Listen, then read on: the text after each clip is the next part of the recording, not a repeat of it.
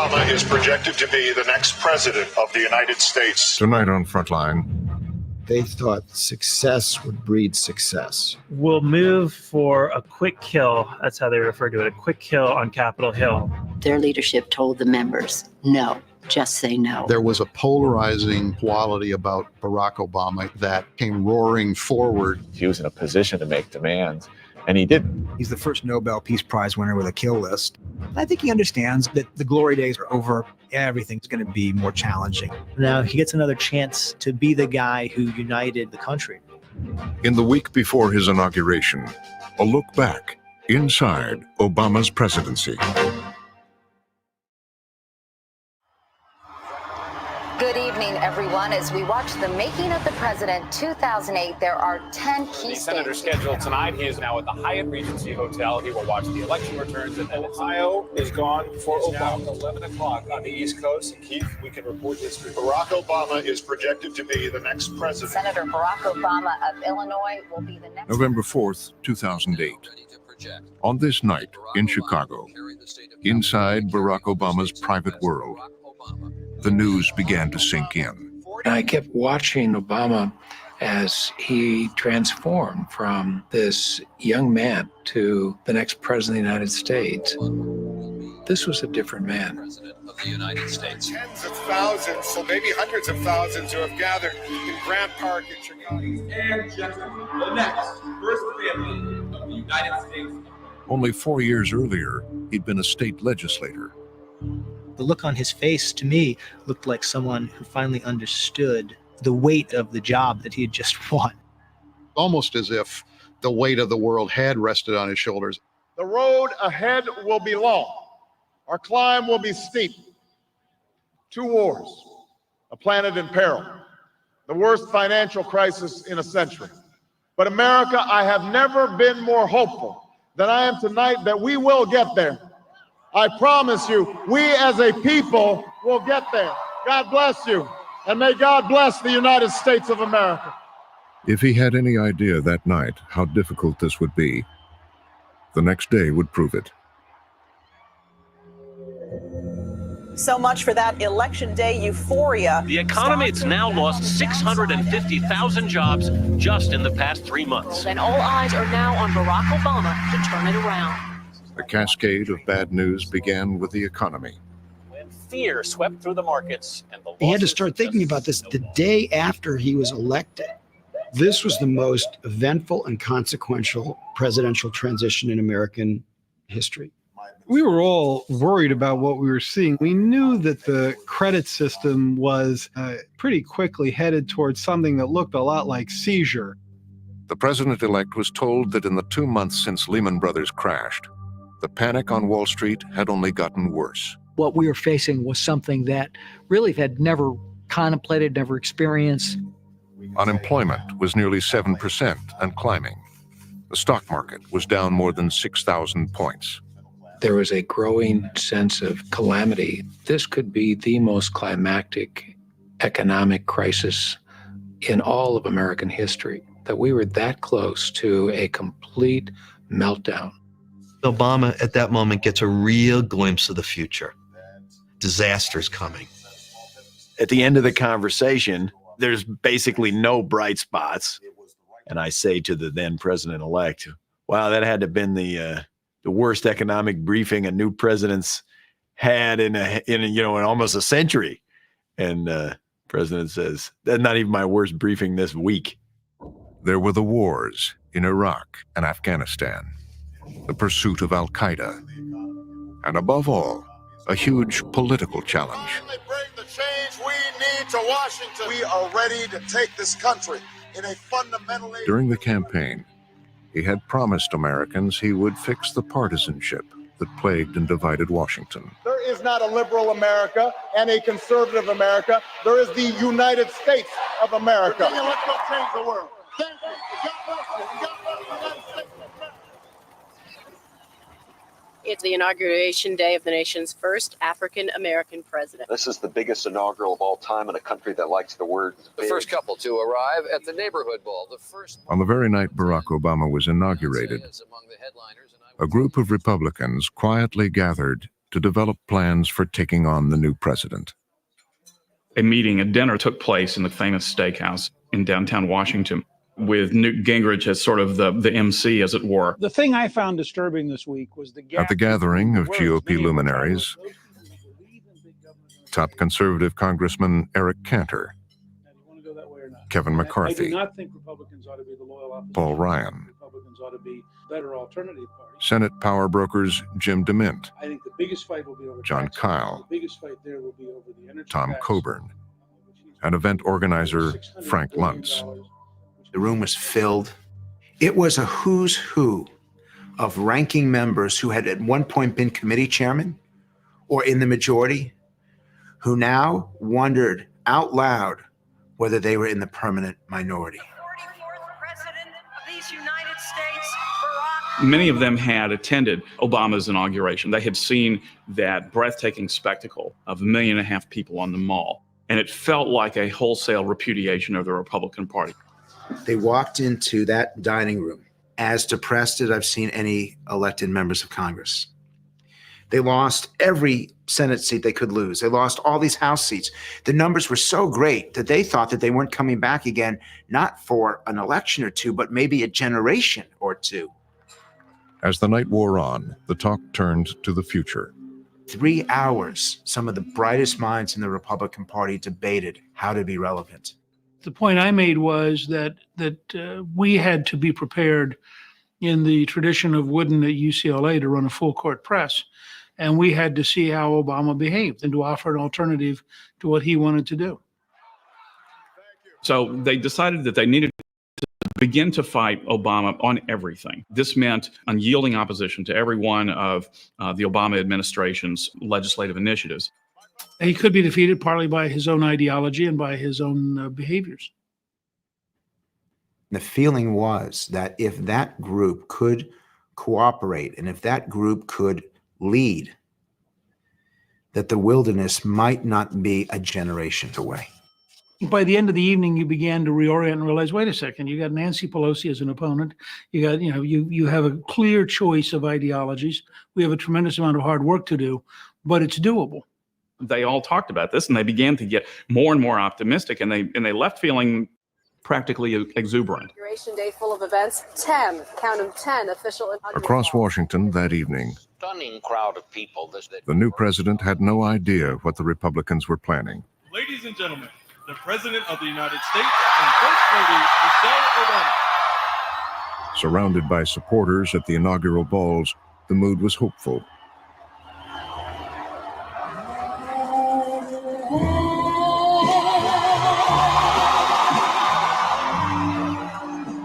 President Obama did not have a full sense of what Washington was going to be like for him. He had not been in the middle of these kind of down and dirty fights. The ugly reality of governing in Washington today. You have, in Obama's case, gone within 4 years from being an Illinois state politician to the most famous person on earth. And you have confidence in both your judgment about what's the right way to go and your ability to make it go that way. If he was too confident about being able to bring people together, one can understand given the way he'd spent the previous 4 years. Ball gowns are on their way to the cleaners. The party is over for both the new president and What does Obama need to do to reassure Americans right now? That first week, the president had two goals: This is an ambitious turn the economy around So we're talking about massive and do it by working together with the Republicans. So he's got some selling to do. The big debate in Washington is how big should the stimulus package be? He is facing many sobering challenges. You're hammering out details for his massive economic recovery. He knew that he was dealing with a set of circumstances that required people to put politics aside and to address this crisis before it got worse.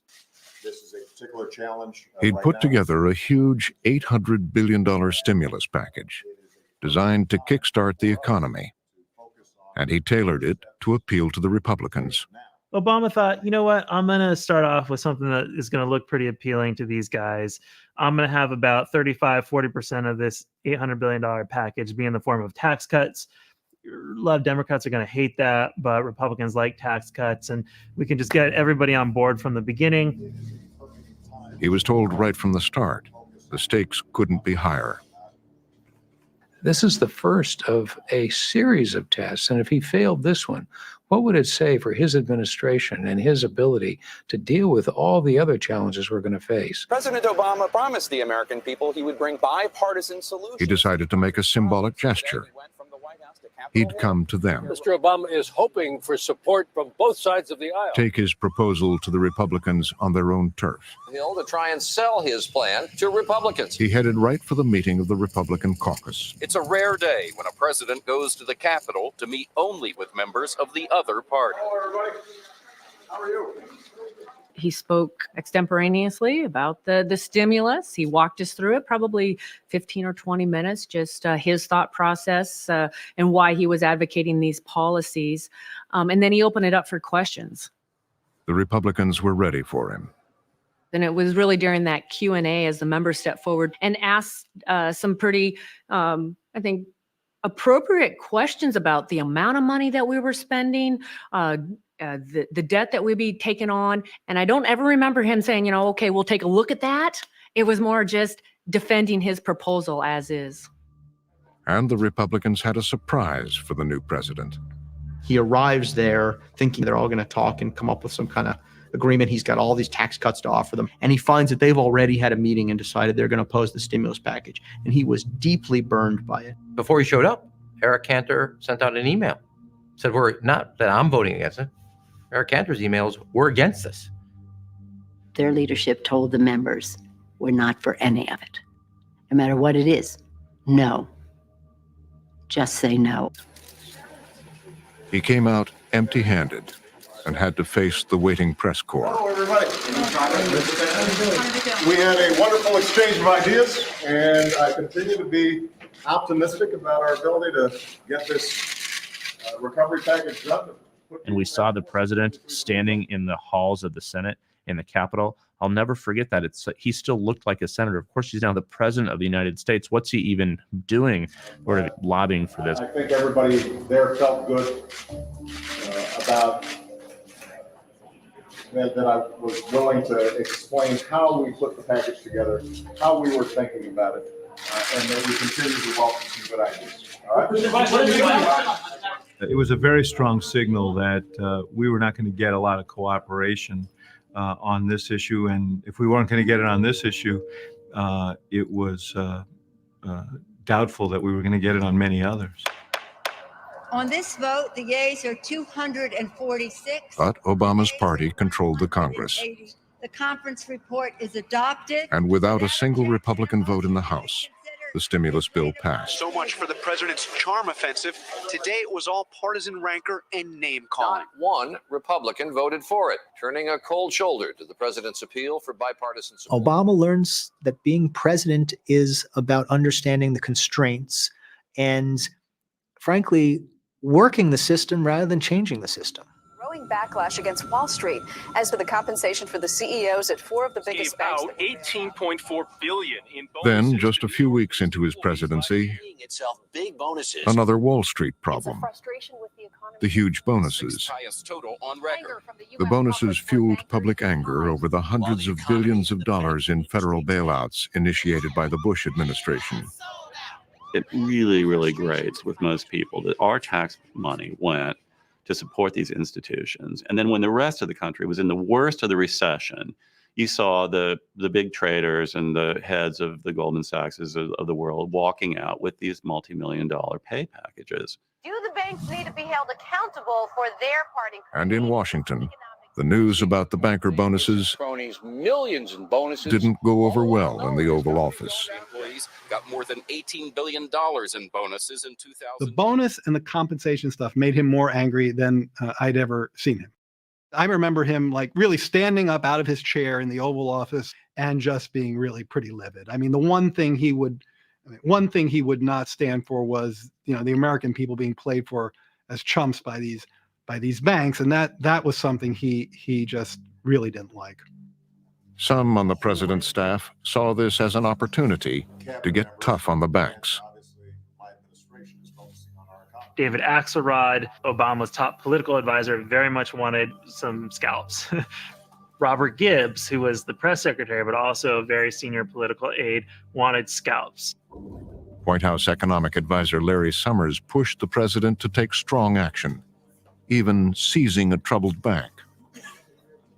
One school of thought was, well, we need to take over, to shut down, to nationalize the weakest of the banks. Wall Street would see that if you gamble with the country's fortunes and you fail, you're going to get shut down. You're going to lose.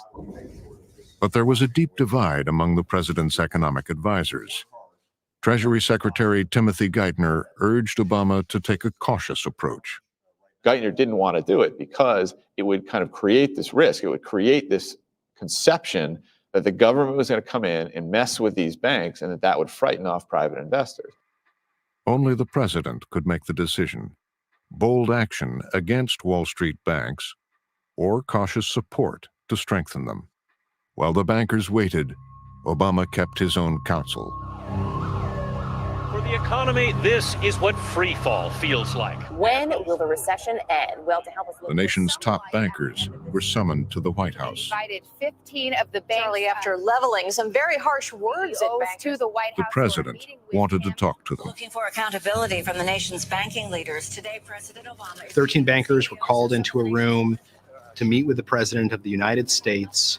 They were told that they were going to be chastised, that this was going to be the opportunity for the president to vent the public's anger. They headed some of the largest banks in the country. Throughout the crisis, they had received massive bailouts. Walking into that meeting, these guys have not been this nervous since they're in nursery school. They're ultimately powerful sovereign men atop their institutions, but now they know that they really could get whacked.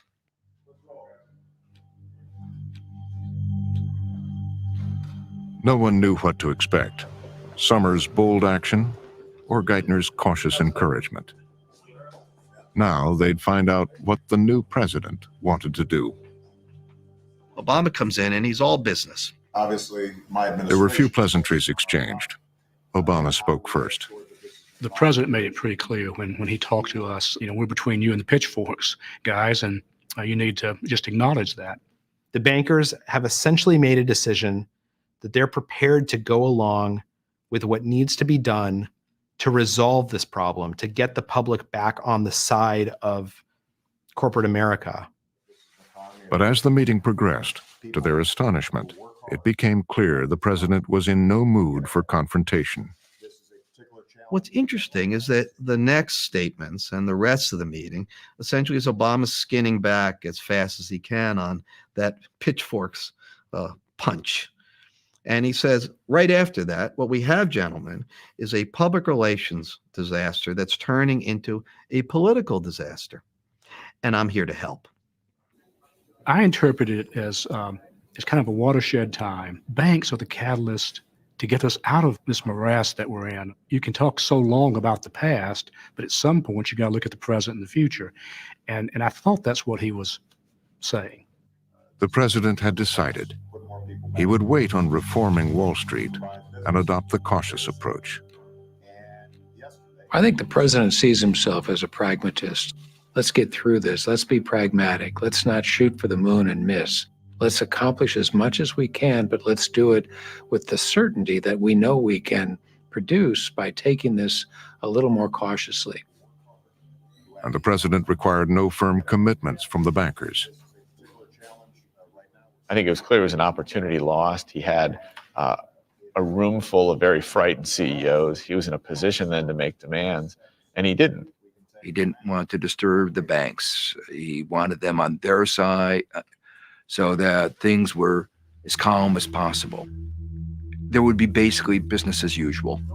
Today, the Obama administration did indeed extend them an olive branch. It looks like the country's financial giants may have turned a corner. The president's message to them. The bankers who left the meeting had already received more than $180 billion from the federal government, with almost no conditions. Many of the president's liberal supporters were outraged. No strings attached. I mean, everybody else, homeowners, everybody else who's trying to get a loan, everybody on Main Street, small businesses, not only are they not able to get loans, but if they get anything, there are huge strings attached. How, in good conscience, in good faith, can we not ask the banks, demand from the banks some conditions upon getting bailed out? That just seemed incredible. If you look at their stock price, the Citigroup was at 98 cents just a few weeks ago. It's now up 75%. Banks are able to borrow money at little. As the bankers left, Wall Street investors breathing inside the White House, the president had already moved on. He was told at one point by an advisor, your legacy is going to be preventing a second Great Depression. And he says, that's not good enough for me. I mean, it wasn't enough for him to simply stop the economic problem. He wanted to have a positive, transformative agenda. He wanted to take on healthcare reform. Once again, his advisors were divided, worried about the political consequences. The White House had a debate about whether they should actually go forward with it. Vice President Biden was opposed to do it, absolutely opposed to doing healthcare. So if you're going to do this, go into it eyes opening, know what the consequences are and what the potentiality for success is. He was presented with all the political arguments, and he said, I get the politics of this, but if we don't do this now, it probably doesn't get done. And he said, and what are we doing here? I mean, are we going to put our approval rating on the shelf and admire it for 8 years? This is a huge issue the president is taking on now. The question is, could healthcare reform really happen? He had been in office only 6 weeks. Once again, he would try to prove that bipartisanship could work. He gathered in one room at one time all sides in the debate. Lawmakers, doctors, nurses, hospitals. bringing together lawmakers and interest groups, cabinet officials, members of Congress, the White House team conferring on how to overhaul health care. President kind of get his game on, take control of the process. Many of these players, for years, if not decades, had a record of opposing any sort of healthcare reform efforts. And what a remarkable achievement that would be. Something that Democrats and Republicans, business and labor, consumer groups and providers, all of us could share extraordinary pride in finally dealing with something that has been vexing us for so long. The cost of health care now costs. In these first days, a fragile coalition seemed possible. So let's get to work. Thank you. But to keep it together, Obama had to move quickly. And that calculation is we'll move for a quick kill. That's how they refer to it, a quick kill on Capitol Hill. It was thought that the Senate was going to have a bill by June, we would have a bill by July, and we would go to conference and this would be over. The president was reminded things have a way of slowing down in Congress. We're going to take you live to a Senate Finance Committee hearing looking at health care. The process, particularly in the Finance Committee, just felt like that race that was being run starting on January 20th, all of a sudden hit some mud and people's shoes got pretty soggy and pretty heavy. Republicans sensed opportunity. Mitch McConnell was the Senate Minority Leader. And McConnell was saying, don't agree to anything, keep me informed, but keep talking. The Republicans were very clever in what they did. They pretended that they were interested in this. I call it the dance of the seven veils. I'm going to be there, and then I'm not, and then I'm going to be there, and I'm not. Now you see it, now you don't. It was all an illusion. And meanwhile, the clock is ticking, the calendar is moving, and it's getting later and later and later. And the weight of public opinion is turning against this healthcare plan. Some members of Congress telling the president to slow down. A long way to go before the House and Senate agree. We are now 5 weeks. That pretty much puts a fork in the massive bill. By August, as Congress headed home for the summer recess, there was still no bill.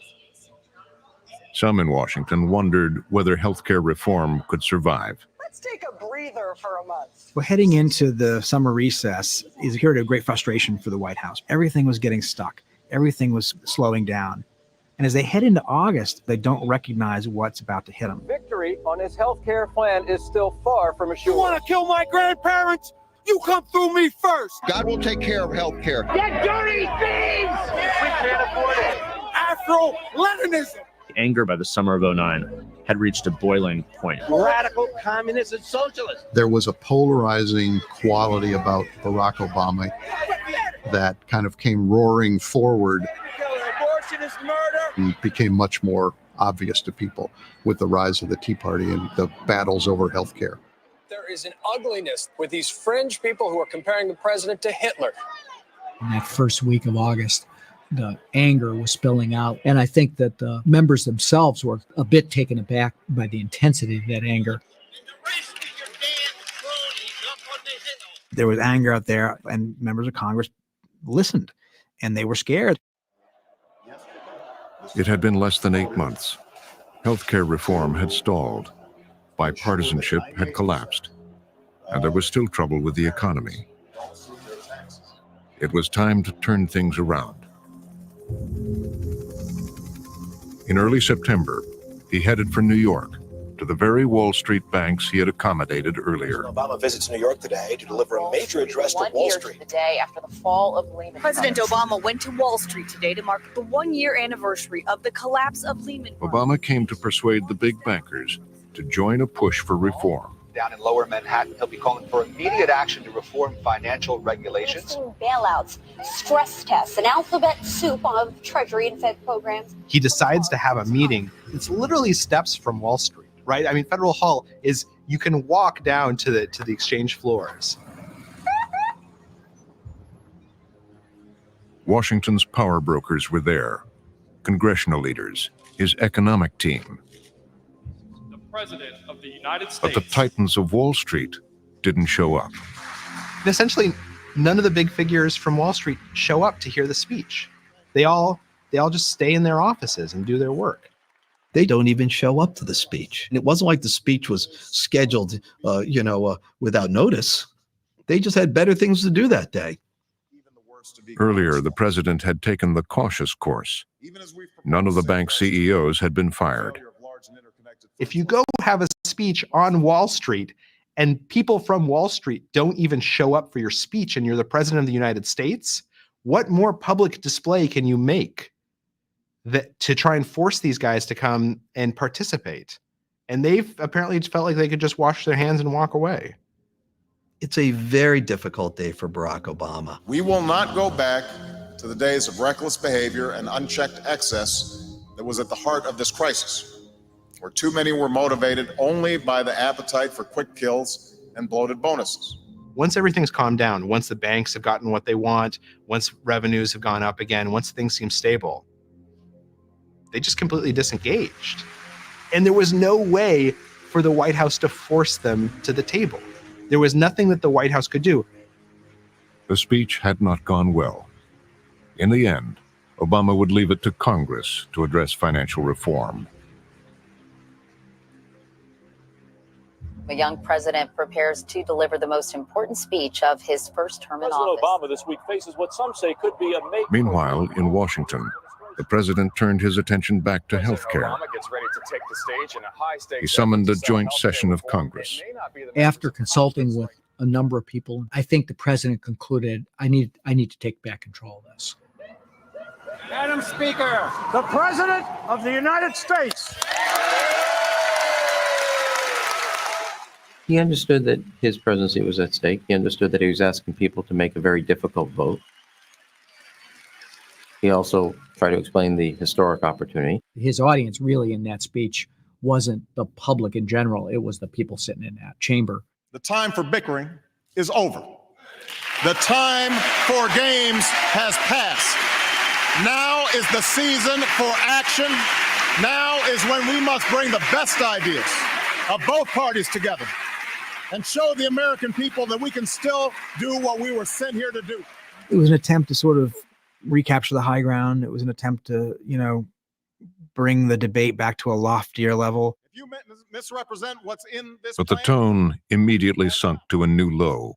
there are also those who claim that our reform efforts would ensure illegal immigrants. This too is false. The reforms I'm proposing would not apply to those who are here illegally. It's not true. A lone congressman says you lie. It was Republican Representative Joe Wilson from South Carolina. They crystallized this moment in Washington. It crystallized the anger, it crystallized the fervor of the opposition. An outburst that continues to reverberate across the country. 2 words shouted out. Totally disrespectful. No place for it. How did we get to a point where it's okay to yell "you lie" at the president while he's speaking to Congress? The story today With partisan tensions and the American people increasingly unhappy with the bill, the more unlikely it becomes that many of the president's top advisors believed health reform was now dead. Some big issues. Everyone on the team was very discouraged, and his head of legislative affairs, Phil Scalera, said, "Mr. President, unless you are feeling lucky, I just don't think we're going to get this done." And the president got up out of his chair and he walked over to his desk and he looked out the window and he said, "Phil, where are we?" And Phil says, "We're in the Oval Office." And the president said, "And what's my name?" And he said, "Barack Obama." He said, "Well, of course I'm feeling lucky. Now get back to work and figure out how to get this passed." In the end, they told him if he wanted to get it done, he would have to abandon bipartisanship and take on the Republicans. The choice was to do nothing or to do something with the tools you had and the majority that you had. He chose to do that. Once again, Barack Obama, the campaigner, hit the road to sell the bill. Do not quit. Do not give up. We keep on going. We are going to get this done. We are going to make history. We are going to fix healthcare in America with your help. God bless you. And God bless the United States of America. First, down to the wire on healthcare reform. The House votes just hours from It had taken more than a year. On Sunday, March 21st, 2010, it is a 15-minute vote. the president asked the Democrats in Congress to take what they call a hard vote, On this vote, the ayes are 219. a potentially career-ending The vote nays are 212. for an unpopular bill. The motion is adopted. The 216th vote comes over. A big cheer erupts. 219 to 212. No votes are Republicans. All Democrats, no Republicans. Not a single Republican in the House or the Senate voted for the health care bill. It's a huge piece of legislation, and it is extremely unusual when any of the other major programs were passed, signed into law. They were ultimately done with both Democrat and Republican votes. It was victory, but experienced Washington knew the president would pay for it. It came at a high price. The entire first year basically dedicated to this, having their hopes for bipartisanship dashed. Now he and his party would have to wait for a verdict from the electorate, the midterm elections.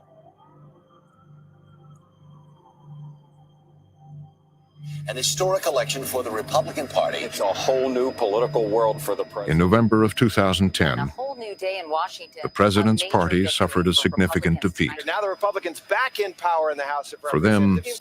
the midterm elections were a disaster. It was really one of the first times when the country had a chance to register their opposition to Obama. Tuesday's election was a game changer. And boy, did they. Repudiation of the president and his policies. No sense in sugarcoating last night. And that, I think, came as a surprise to this person who thought that people pretty much loved him. The GOP gaining at least 58 seats. I can tell you that, some election nights are more fun than others. Some are exhilarating. Some are humbling. Every election. Many of those Democrats who had taken the hard vote to support Obama's health care bill had lost. Team Boehner and Team Obama can dig in their heels. Now the House belonged to the opposition. President trying to figure out what he does with President Obama acknowledged that he'd taken a shellacking. I now pass this gavel and the sacred trust that goes with it to the new speaker. God bless you, Speaker Boehner. Speaker John Boehner had 87 new Republican lawmakers, many of them deeply conservative. These were not people who spent 25 years in politics. In fact, that was a big strike against you. They were elected not to sell out the way so many politicians had done, that they were elected to speak truth to power. They'd spent the last 2 years running around, particularly a lot of these new congressmen in their districts, saying absolutely horrible things about the president. his ability to lead, his ideology, his integrity, his birth certificate, right? These are not easy people to deal with. This is a very difficult ideological caucus with a very strong sense of self-righteousness and great vitriol and animosity for the president. For the president, it was a whole new game. And I think he understood that the glory days were over, that the moment of celebration of Barack Obama was past, and he was heading into a much tougher, more trenchant period of his presidency, when everything was going to be difficult, when everything was going to be more challenging. Like all his predecessors, the president had one arena where he could act on his own. Yeah, you are clear to engage it. Let's go. Roll it in. Hey, ready. Good shot.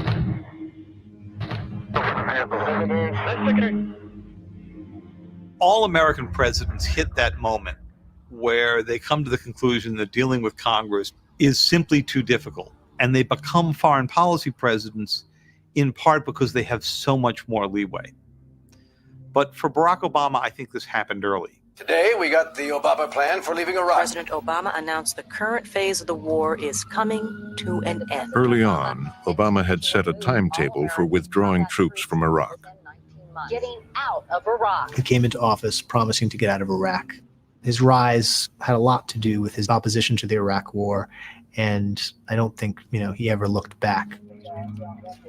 But there was another secret side to Obama's approach to the world.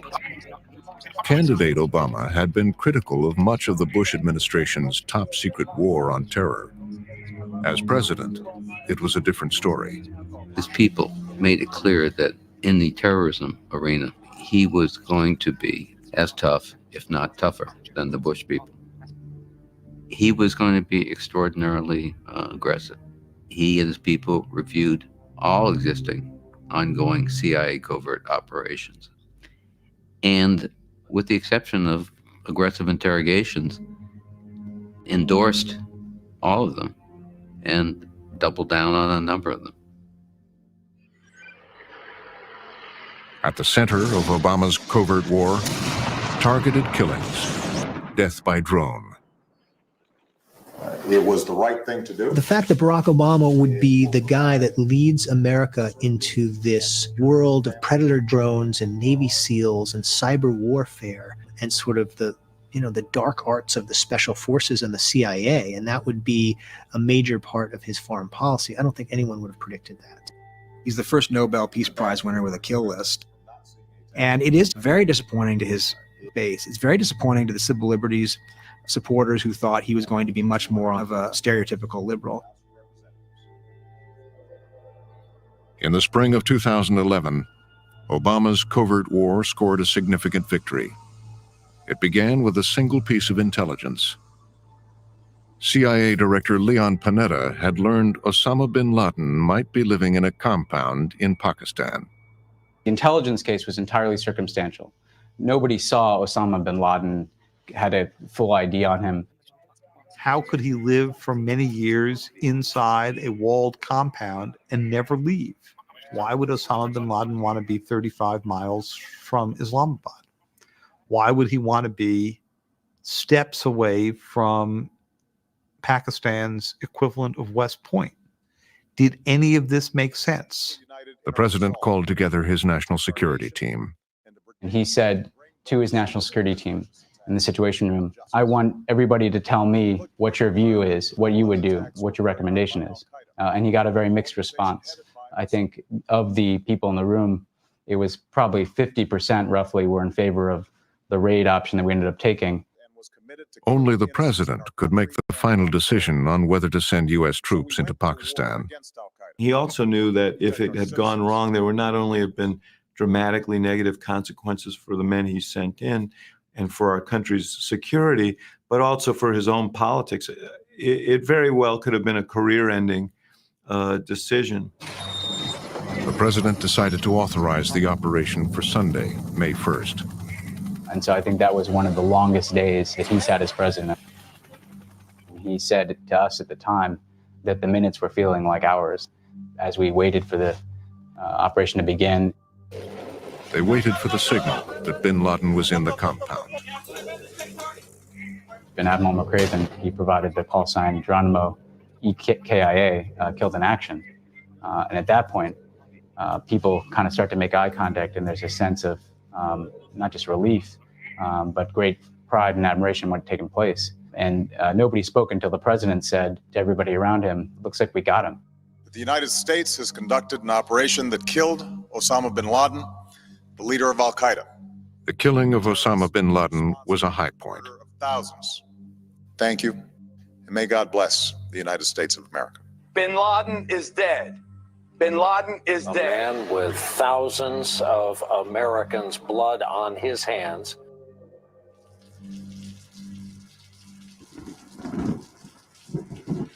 That spring, the president would face another dramatic confrontation, this time with the new Republicans in Congress. It began with a warning from Treasury Secretary Timothy Geithner. The country was in danger of running out of cash. Geithner says we could trigger a depression worse than the 1930s. It will be indelible. It will last for generations. Tim Geithner is one scared Secretary of the Treasury. The stakes are very high. And so there is a great deal of, I think you can only call it panic. The new Republicans in Congress were threatening to vote against raising the debt ceiling. If Congress didn't act by August 2nd, the federal government would be unable to pay its bills. In 2010, when all of these Republicans were running for Congress, many of them avowed Tea Partiers and the rest of them riding the Tea Party wave, the subject of the impending debt ceiling came up frequently, and virtually all of them campaigned pledging not to raise the debt ceiling. Early on, Republican freshmen attended orientation sessions. Republican strategist Frank Luntz ran one of them. And I asked the question, how many of you are going to vote for the debt ceiling? And only 3 or 4 of them raised their hands. And I said, if you vote for the debt ceiling, the people who put you in office are going to knock you out. If you vote for the debt ceiling, you are voting for your own death certificate, political death certificate. This is an issue that... For his part, the president decided to try something new: personal politics. He figured he could connect to the Republican leader, John Boehner. Obama told his staff, John Boehner is a country club Republican, a golf playing, cigarette smoking deal maker. The president invited Boehner to play golf with him at Andrews Air Force Base. And afterward, they go back to the clubhouse. They're having a drink. There's a photo op. And it's at that point when Boehner says to the president, hey, you know, on this debt ceiling stuff, we ought to do something big. On and off for weeks, Obama and Boehner met in secret. Boehner calls these the Nicorettes and Merlot sessions. The president's having iced tea and chewing a Nicorette, and Boehner's having a glass of Merlot red wine and smoking a cigarette. It was Obama's dream negotiation, a bipartisan deal. If the speaker and the president could come to a deal, and they both, as we used to say, hold hands and kind of jump off the ledge together, then they could not ram through, but they surely, with the strength of their positions, would have a very good chance of selling a package. The president offered entitlement cuts. The speaker offered increased revenue from taxes. With less than 2 weeks to go, they thought they had a deal. It became known as the Grand Bargain. It's not every day that the speaker comes to see the president quietly and says, I'm willing to do a deal that everybody knows is going to be dangerous for him politically. Back at the Capitol, Boehner would have to convince the new Republicans to go along. John Boehner discovers that deal making is not part of the program for a lot of these freshmen who've just come into office on the strength of conviction politics. These freshmen understood what Washington was about and chose not to be of Washington.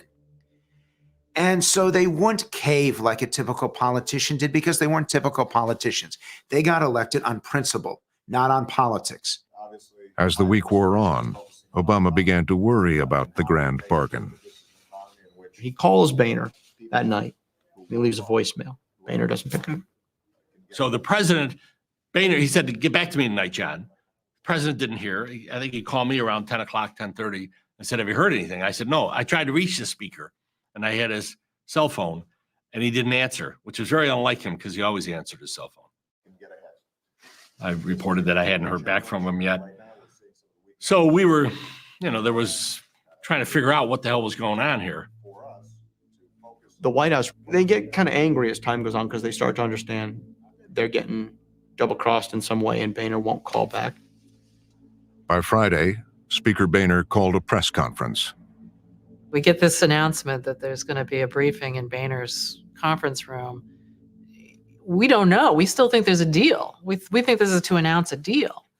And I get to the conference room and Boehner's in there.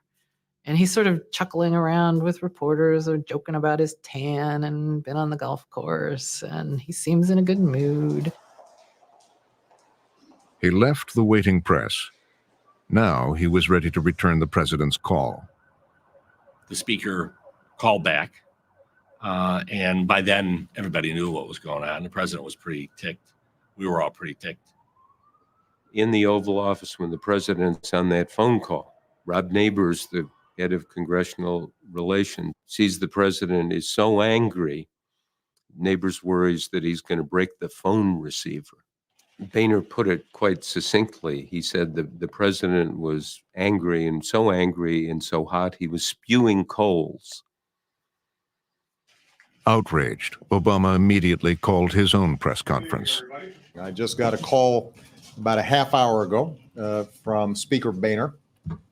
It is hard to understand why Speaker Boehner would walk away from this kind of deal. And frankly, I think that one of the questions that the Republican Party is going to have to ask itself is, can they say yes to anything? Can they say yes to anything? Tensions were unbelievably high. This is now 1 week from D-Day. Then it was Boehner's turn. And let me just say that dealing with the White House is like dealing with a bowl of Jell-O. They refuse to get serious about cutting spending and making the tough choices that are facing our country on entitlement reform.